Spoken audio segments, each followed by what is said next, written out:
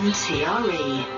Talk Radio Europe. Now, from Commanding Officer of the RAF's Aviation Medicine Training Centre and Head of Division at the Institute of Aviation Medicine, pioneering safer systems for aircrew, all the way to the ITN studio team during the Apollo space programme in the 1970s.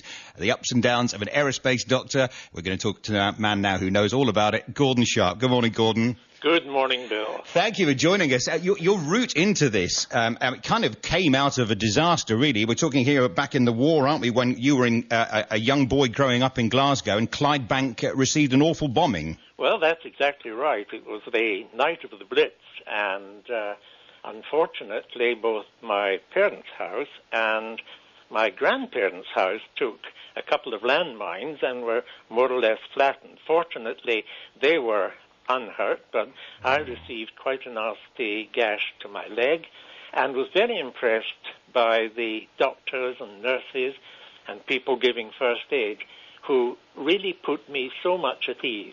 And it was at that point, Bill, that I decided, implanted into the brain, was the thought that I would one day become a doctor. Wow, how amazing is that? That was my very first goal, one of many goals that got me into really what I think is a most unusual and certainly unconventional career pathway for a doctor. Absolutely, it is. And the admiration that you had for those doctors and nurses must have been all the more because they were working under very difficult circumstances. They were working under appalling conditions. There was dust and debris and really, I hate to say it at this time in the morning, but there were dead bodies and bits of dead bodies. So they were working under very difficult conditions in makeshift casualty clearing stations. And they were doing a wonderful job. And I really admired that so much. And so what is the route as a 6-year-old from there to actually achieving your goal? Well, the first thing, of course, was to get into medical school. And I had already made up my mind by the time the higher leaving certificates and the requirements to get into university came along. It was still quite a challenge in a way because I had to get the necessary qualifications. But at that time, there were requirements for every young man to go in for national service. It was still on the run, that. And I had to go up for a very extraordinary medical for national service. But having got through that, the next route was up through medical school and to qualify in 1958. So it was a fairly routine and conventional route up to that point. It was really after I qualified that the first chance to do aviation medicine, which was my career choice, came about, and it enabled me to get started into as I say, there's a very unusual career of aviation medicine, and as you said earlier, into space medicine, broadcasting, and so on. Amazing. Now, as a man who has a lowly private pilot's licence, aviation doctors always struck fear into my heart. Every time I had to go for the medical, they were quite ferocious, some of them. Oh, I know. I for many years I was just that sort of doctor, and it's very difficult.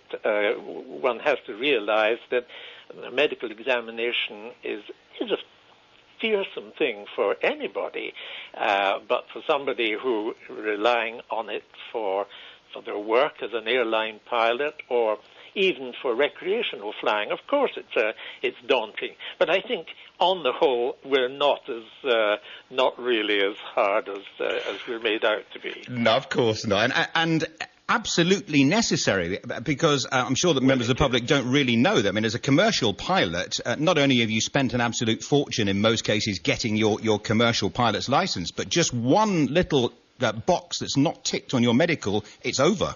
That's right. Well, it may be. We go to endless lengths, and I know the Civil Aviation Authority here will go to endless lengths to try and get people back into flying. But it is daunting, and it's a very worrying thing. I know two of my two of my sons were, in fact, airline pilots, so I knew exactly what they were going through every time a medical was due. Wow. So your own work then, initially, there, you're working with the RAF, so what were you doing on a kind of daily basis so our listeners can get a picture of what you were doing? Well, I was mainly at the Institute of Aviation Medicine at Farnborough, but I had spent really, shortly after my time of qualification as a doctor, I got the rare opportunity to have a civilian detachment to the Institute of Aviation Medicine at Farnborough. Now, that was unique because it was a highly sensitive, secret place, and there was a lot of work going on for pilots and aircrew during what was effectively a Cold War. And my work, when I first went down as a civilian, it started off, of course, until I got full security clearance, I was working in the Altitude Research Division. Now, the Institute was very much set up to look at the challenges to pilots flying high-performance aircraft up to very high altitudes. And at that time, the challenges really were quite severe. The air staff were hoping that we would get aircraft up to very high altitudes to beat the the surface to air missiles, which the Soviets had. And we were looking at ways, first of all, to protect them, to see what the effect of a loss of cabin pressure, for example, would have, how we could protect them. And most of my work, even at that time, for that year's civilian detachment and then on into the RAF during my posting to Farnborough, that was looking at ways of protecting them, what the limits were, how we could increase those limits, and testing them in our decompression chambers. And that took me really into what was quite dangerous experiments, which is why when I came to write my book, I realized that none of my family had any idea what I was doing. And the people you were working with, I mean, you must have worked a lot with test pilots. These are brave individuals, aren't they? Absolutely. I learned an awful lot from the test pilots. The test pilot school at that time was at Farnborough. It moved a little later on. And I used to be very interested in exactly how the test pilots carried out their flying, what techniques they used, and it was really from discussing matters with them that I was able to develop my own techniques for use both in conventional aviation, in space, and then latterly, which was my very final goal, was to apply everything that I had learned for aviation medicine and space medicine and apply it to everyday tasks and everyday jobs and occupations. But it was much of it came from the test pilots who have very, very, very tough job in testing aeroplanes before they come into service or if there's a change of role. And that change of role gave me the clue that what we were looking for in aviation medicine and what we were looking for indeed in occupational medicine was changes. What was changing that might have caused problems? So as you say, the test pilots really were an absolute boon. A very, very excellent bunch of men. Absolutely. Now, you alluded to your career about space there, and those who sat up like me to watch the Apollo moon landings will recognise you instantly because you're on television all the time. That's right. How did that happen? Well, it happened in a rather extraordinary way. In fact, I really didn't expect to get any involvement with space medicine, principally because the Institute and the RAF had far more things to do than to get involved in space, much as we'd have all liked to do that.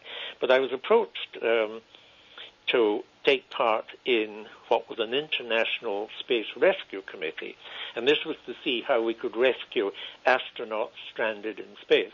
So I had done a lot of preliminary work, and although I had very little to do with the Apollo 11, where the men landed first, Neil Armstrong on the surface of the moon.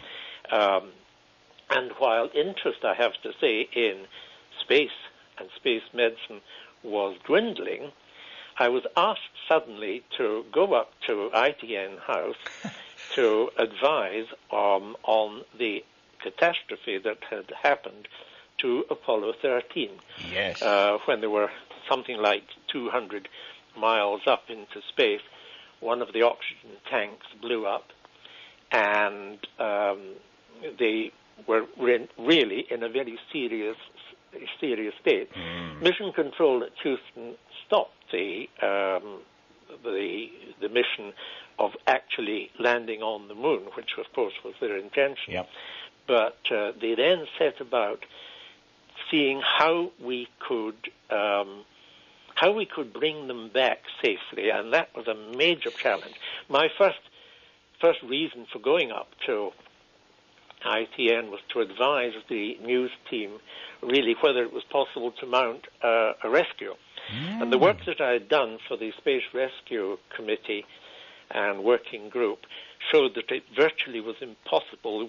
Although there had been thought of sending up rockets similar to the Atlas rockets that were taking men to the moon, the practicalities of actually getting it up, getting a space rescue was impossible. Right. First of all, it couldn't catch up with the spacecraft traveling at 25,000 miles an hour. And even if it had done it, there would have been problems of docking and so on. Yeah.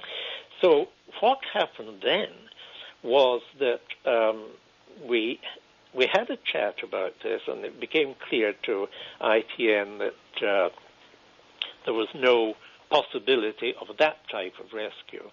But we set up a line to Houston in Texas and to Mission Control, and were really amazed at the work that they were doing. They set up a mock-up in one of their training space cabin spacecraft, and they worked out ways of getting the astronauts, keeping them alive, as it were, until they could bring the spacecraft safely back to Earth. And that was really an amazing piece of investigation and an amazing piece of rescue, if you could call it that. Indeed. They turned the lunar module into virtually a lifeboat. Oh, dear. But we went on the air. It was my first opportunity really to get into national broadcasting, and I welcomed it. And we set up a program, a special program, to follow what was happening to the astronauts as they set about trying to remain conscious, really, in space, and it was an incredible piece of work. And I have to take my hat off to the technicians and the engineers and the people at Mission Control in Houston for the work that they did. How extraordinary. I mean, we're talking about test pilots being brave, but that is another level of brave, isn't it? Yes, indeed. It's quite another level. But it shows how, and it demonstrated how important training was. Yes. Familiarization. How even in the direst of problems in the very hostile environment of space, if you're well trained, keeping calm, collected, and tackle the incident in a methodical and scientific way, you can get out of it. And it was really like something from Blue Peter, to be quite honest. Of course. They put together cobbled together a method of joining up their breathing system with a scrubber to take away the carbon dioxide that they were exhaling. They had enough oxygen, so they were all right. They had shut down the electricity, so they were freezing cold, and of course they couldn't